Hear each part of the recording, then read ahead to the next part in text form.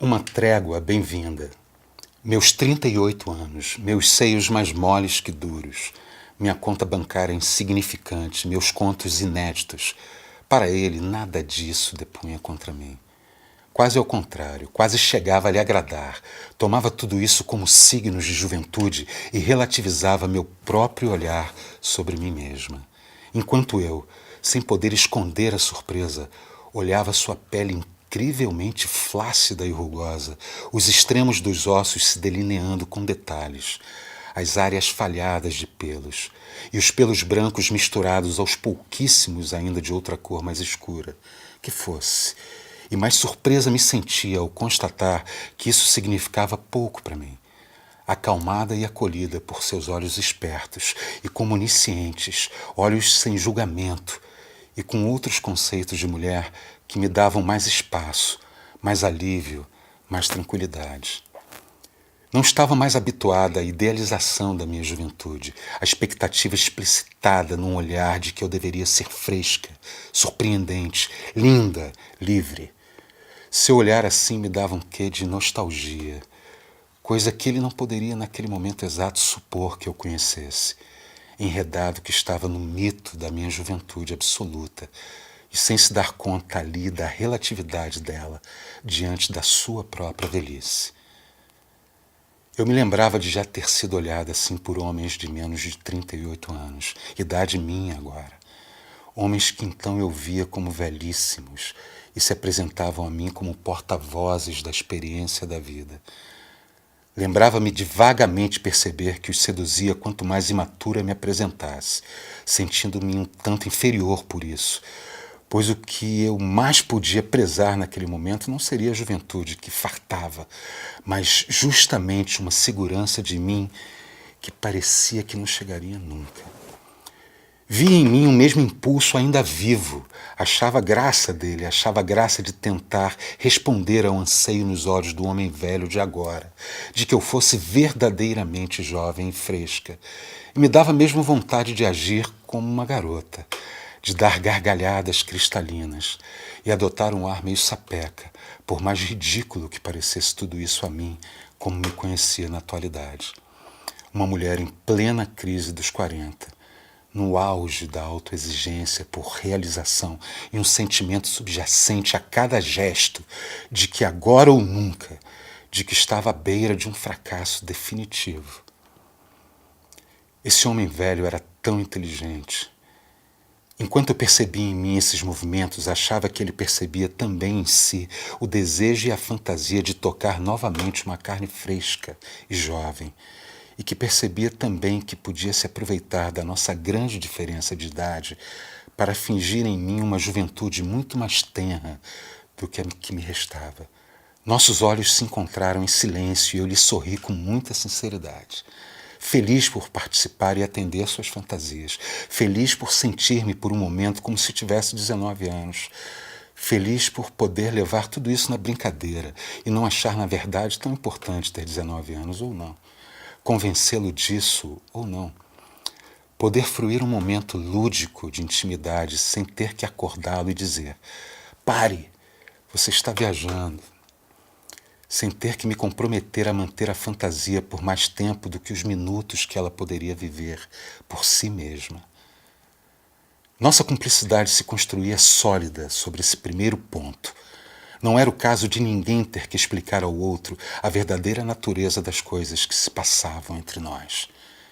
O brinquedo que nos fazia ali nos sentirmos mais jovens do que éramos e, ao mesmo tempo, um pouco ridículos por sabermos que era só uma ilusão momentânea, esse brinquedo era inofensivo. Ele tocou meu rosto com a sua mão rugosa, num gesto profundamente sensual e másculo de sua idade biológica. A juventude de nosso jogo, perdida já para ambos, embora em acepções diferentes, não guardava relação com a sensualidade. Ele era mais atraente para mim quando atualizava seu olhar e ocupava em cheio todas as dezenas de anos que de fato vivera.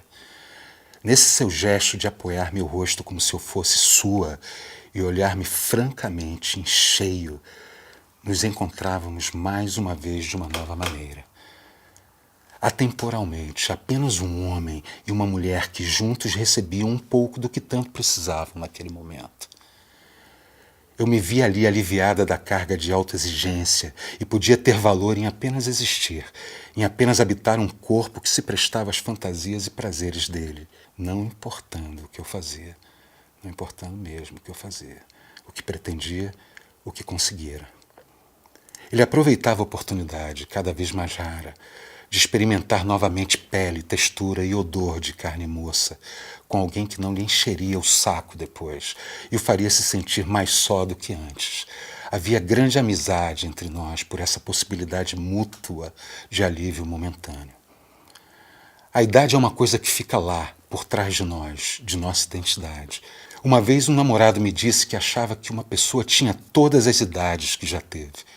Eu comentara que ele me surpreendia pela alternância, por em determinados momentos parecer tão maduro e, segundos depois, tão inocente, tão criança, bobo até, mas com a maior tranquilidade nisso de ser bobo.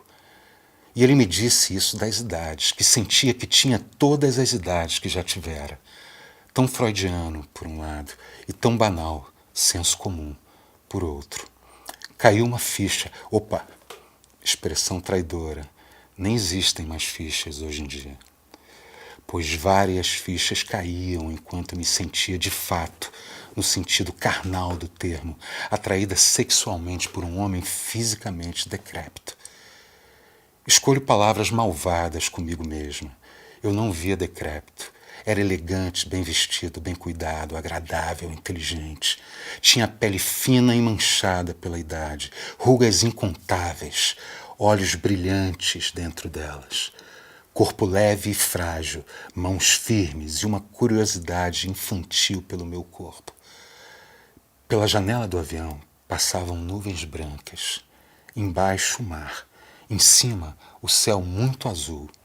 E não tínhamos mais nada para fazer durante muitas horas, a não ser ver o filme que não nos interessava, ou assistir um ao outro, o que era muito mais inusitado. Passamos muito rápido para um universo paralelo inesperado de comunicações. Uma troca de olhares bastou, eu diria. Uma pitada de bom humor, uma vontade de brincar para sair do medo que eu tenho de voar. Uma piada com a morte ou sua possibilidade. Pois para mim entrar num avião é sempre um ato solene de entregar a vida ao Deus que se quiser. Será que a gente teria conectado dessa maneira específica em outro lugar? Eu o reconheceria se o tivesse visto num ônibus ou numa festa. Não sei, nem importa. Ali houve o reconhecimento e uma identificação de linguagens muito rápida. Almas amigas que se encontram e pedem notícias de outro lugar. Como vai a vida lá nos 80 anos? Como é ser uma jovem mulher no século XXI? E logo passamos a usufruir isso, não querendo perder tempo em comentar o fato em si, por mais raro e insólito que fosse. O valor da raridade é um valor tolo e aquela oportunidade de pedir notícias a outra alma, bem que podia ser mais frequente na vida de todos nós, não perderia o valor por causa disso. Algumas horas depois, em silêncio, um ao lado do outro, eu me perguntava se iria mesmo para a cama com ele. Se houvesse essa oportunidade ou esse convite, eu aceitaria. Será que estava mobilizada a ponto de fazer eu mesma o convite? Seria o momento de começar francamente a seduzir. E como será que ele reagiria? Já tínhamos avançado um tanto em confidências, revelado modos de pensar, peculiaridades, fantasias, desejos. Já estávamos íntimos, de certa forma. Mas tudo eram palavras, aliadas ao ritmo sutilmente escolhido com que as dizíamos, com que fazíamos os pequenos gestos, de apontar algo pela janela, de passar uma bebida à aeromoça, de puxar um cobertor, de pedir licença para ir ao banheiro. Eu olhava pela janela, tentando saber o que queria, tentando escutar isso. Não querendo fazer algo que me constrangeria, não querendo brincar com os sentimentos dele, não querendo perder uma oportunidade. Fechei os olhos e senti a sua presença. Como era agradável a mim, como combinava comigo, como me era familiar e suave. Eu queria estar a seu lado, me sentindo bem assim, livre assim. Desejava tocá-lo, por curiosidade. E se eu não gostasse? Parecia que o toque seria um compromisso, uma permissão, e isso eu não queria. Parecia que depois do primeiro toque eu não poderia voltar atrás. De onde eu tirei essa ideia? Do medo de fazê-lo perder a estabilidade. Eu o observava em voo de cruzeiro a meu lado, planando, e como ele era interessante, assim, autônomo e individual. Deus me livre de romper o cristal inteiro de sua independência de mim. Deus me livre de me tornar objeto do seu desejo e de me sentir responsável por atendê-lo. Estar ali porque queria, como agora, era meu objetivo. Queria pensar nele, me inspirar nele, lembrar dele para sempre, ter seu telefone, visitá-lo às vezes, ver fotos da sua juventude, vê-lo nu, saber como tratava das mulheres, saber como era o sexo aos 80 anos, perguntar sobre a Primeira Guerra, ouvi-lo falar sobre o tempo em que não existia TV, sobre o telégrafo, sobre o bonde elétrico, sobre os carros à manivela, sobre suas amantes na década de 40 do século passado. Queria a verdade do seu pensamento. A mim ele poderia dizer o que quisesse, estava apaixonado. Não sabia se podia dizer isso a ele. Meu maior terror é precipitar os encontros na banalidade. Se eu dissesse isso e ele achasse que eu estava louca, como seria chato. Ou se entendesse como uma proposta para o início de coisas previsíveis. Tudo menos isso. A maior desgraça seria transformar aquela nossa comunicação direta e franca em algo previsível. O que se pode prever entre duas pessoas é sempre falso, eu acho.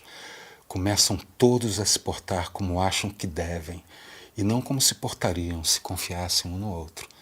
Estávamos ali, banhados na confiança. E ele falou.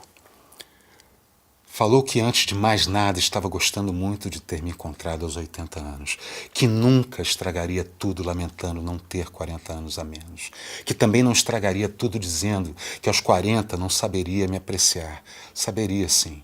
Saberia me apreciar em qualquer idade, mas era preciso inverter o raciocínio e se perguntar com quem mais, além de mim, ele poderia ter um encontro desse aos 80 anos. E nisso me olhou nos olhos e fez um silêncio enquanto prendíamos o riso. Dei-lhe um beijo cúmplice e carinhoso, pressionando meus lábios fechados sobre os dele. Ele fechou os olhos, se deixou beijar sem fugir e sem avançar. E quando me afastei, encostou-se em sua cadeira e ficou de olhos fechados, sorrindo. Deu um suspiro e um longo "ah", que logo virou uma gargalhada conjunta. Que beleza esse momento, que potência de vida conjuramos. Foi assim que nos conhecemos. Muitas coisas vieram depois e também dores, das quais a pior não foi quando ele morreu antes de mim e me deixou aqui sozinha de novo. A pior foi a primeira vez em que pensei nisso, umas 2 semanas depois do avião, sozinha, nua em sua cama enquanto ele fazia um café. O longo corpo magro e pálido, um pouco inclinado para o fogão, de perfil para mim, os cabelos ralos e brancos, as mãos ágeis e um pouco trêmulas, e de repente eu fui atropelada pela consciência do vigor e da saúde do meu corpo jovem, ao me dar conta da fragilidade do seu corpo como pluma, se desprendendo da terra, se despedindo dos objetos todos, da possibilidade de usar um corpo físico como transporte, fosse inventando 1000 formas diferentes de sexo comigo, fosse riscando fósforo para ferver a água. A tudo da matéria ele dirigia o mesmo carinho e atenção, observando o meu rosto antes do gozo, observando a pólvora do fósforo produzir uma chama descabelada que silenciava em segundos, observando, observando, observando. Quanto tempo ficamos juntos? Não sei. De algum modo consegui perder a conta. 2 anos e 4 meses me parece pouco para tudo o que vivemos. 3 anos e 4 meses me parece muito tempo apaixonada por alguém. Mas perder a conta também faz sentido. Subverter o tempo foi sempre a nossa marca. Sinto saudades, mas fico tranquila. Converso com ele até hoje, mentalmente, e muitas vezes isso me dá uma sensação de companhia maior do que qualquer outra. Mesmo com saudades, agora me sinto definitivamente menos só.